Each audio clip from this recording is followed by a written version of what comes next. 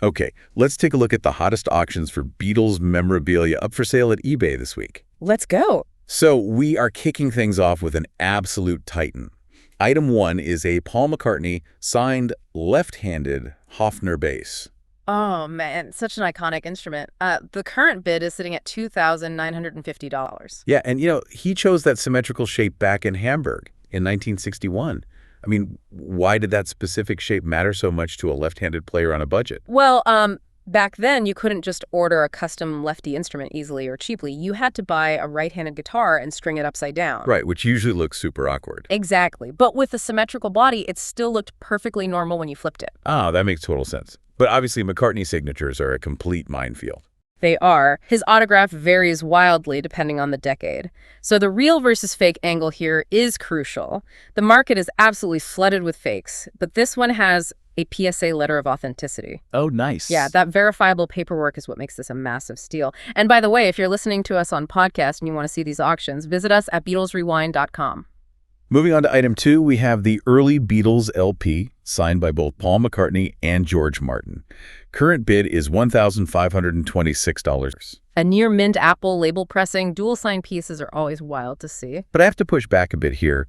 Like, why is a U.S. compilation like the early Beatles such an interesting canvas? I mean, compared to a classic U.K. original like, say, Sgt. Pepper or Rubber Soul. It's all about that transatlantic history for collectors. You've got the British origins mixing with the American explosion. But the real versus fake test is intense for this one because they signed it years apart. Wait, really? When? Paul signed in Vegas in 2009 and George Martin signed in L.A. in 2008. Wow, so without proof, that sounds incredibly suspicious. Totally. A piece signed on 2 separate occasions would normally be a total fake to any serious buyer. But this one has Frank Kayas's authentication. He's the top expert, so his verification makes it a legitimate steal. Got it. Okay, item 3 shifts us from music into the weird world of late 60s merch. It's a 1968 yellow Submarine Halloween costume. Specifically the blue Meannie version. Oh, from Collegeville costumes. I love these. The current bid is at $660. Yeah, it's such a bizarre pop culture artifact. But with vintage costumes, how do you know you're not just looking at a clever reproduction? The real versus fake tell here is the untouched condition. It's a verified steal because the original cellophane window on the box is perfectly intact. And what about the mask itself? Crucially, the elastic mask straps have never been inserted. That proves it's a genuine time capsule, not a pieced-together restoration. Which brings us perfectly to item 4, speaking of pristine condition. A 1966 Beatles Colorforms cartoon kit. Current bid is $610. A fully complete 12.5 by 8 by 1 inch set from peak Beatlemania. Right, but vintage toys are notoriously Frankenstein together, from multiple broken sets. How do we know this isn't just a mashup? For Colorforms, the real versus fake proof is all on the backing card. The inner vinyl pieces have never been removed. Wait, really? Not a single piece? Not one. That proves it's a 100% authentic, untouched steel rather than some cobbled-together fake. That is incredible. Okay, stepping back to 1964, we have item 5. It's a set of Beatles 8-inch Knotter dolls by the car mascot company. Bobbleheads. In like-new condition, with a current bid of $500. Now, collectors have some ultimate verification tools for these, right? Oh, absolutely. The real versus fake checklist is strict. First, you need intact gold paint on the bases. Second, the original car mascot stickers have to be there. But the real kicker is that instruction sheet, yeah. Spot on. The ultra-rare blue rectangular instruction sheet.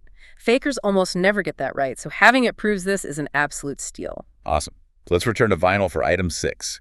We are looking at a White Album first UK mono press, serial number 000295. Oh, wow. Released November 2010, 1968. The current bid is $281.50. You know, Ringo got number 0000001, so anything under 3,000 is elite. Yeah, but anyone can stamp a low number on a later slave. How do you know it's a true first press and not a total fake? You check the dead wax. The definitive proof is the -1-1-1-1 matrix numbers stamped on the vinyl itself. And the labels. Yep, you need the dark green labels without the EMI text. That combination is bulletproof. Speaking of bulletproof, item 7 is something new, an original 1964 stereo first pressing, factory sealed. Current bid is $302.15. An unopened capital ST2108 for over 60 years. That is wild. It is, but I always wonder, how do you know it wasn't just re-shrink wrapped yesterday in someone's basement? The real versus fake secret here is the breathe holes. Genuine 1960s factory seals have visible, mathematically placed tiny holes in the plastic to let air escape during hot shipping. So no breathe holes means it's a fake seal. Exactly. Finding those specific holes confirms it's a genuine 1960s seal and a total steal. Okay, let's head to the schoolyard. Item 8 is a 1965 Aladdin Beatles lunchbox. Current bid is $274.99. It's a metal box in glossy condition. But wait, it's missing the thermos. Is this truly a steal if it's incomplete? It absolutely is. The real versus fake angle here is all about the metal itself. Fakes usually have artificial distressing to look old. The fact that this box is glossy and completely rust-free makes it a highly authenticated, premium find on its own. Good point.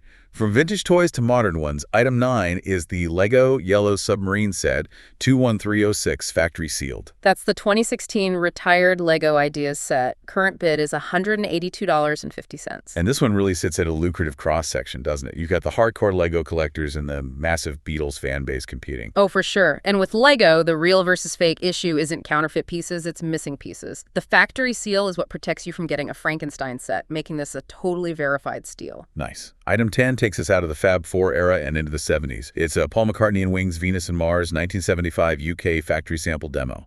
Ooh, a first pressing configuration with all the promo items, like posters, stickers, glossy photos. Current bid is $51.60. Now, how do we know this isn't just a regular commercial copy dressed up to look rare? The real versus fake proof is the physical presence of the original unused promo cards and those specific not-for-sale stickers.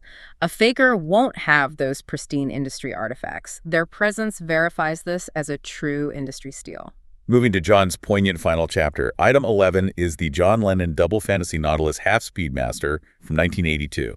A beautiful, posthumous audio file pressing on virgin vinyl.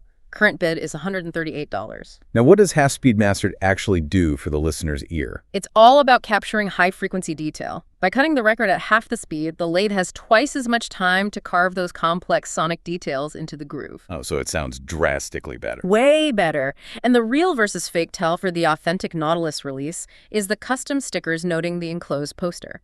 Standard copies didn't have that, so those stickers prove it's a steal. Perfect. Finally, item 12 is maybe the most historically unusual piece. Paul McCartney's Chopa B CCCCP, a 1988 Russian second pressing 12-track version. Released exclusively in the Soviet Union on the Melodia label during Gorbachev's Glasnost, current bid is $51. But the real versus fake angle here is wild. It's a transitional 12-track pressing housed in a first-issue yellow back cover. It looks like a total fake or an error. I know, it totally looks wrong, but that mismatch is actually what makes it a highly verified, ultra-rare production anomaly. The factory briefly pressed 12-track records, but just stuffed them into the leftover 11-track covers, knowing that history makes this the ultimate insider steal. That is fascinating. You know, there is such a beautiful through line here. Whether it's a $3,000 signed guitar or a $50 Russian pressing, every item survived decades to tell its story and find someone who understands its magic. Well, thanks for joining us today. By the way, if you're listening to us on podcast and you want to see photos of these auction items and the links to them, visit us at BeatlesRewind.com. It's the Beatles. All day, every day, 8 days a week. Cass, we'll do it again tomorrow. Oh, absolutely. I cannot wait. Have a great day. Until next time. When you listen, your mind conducts its own symphony.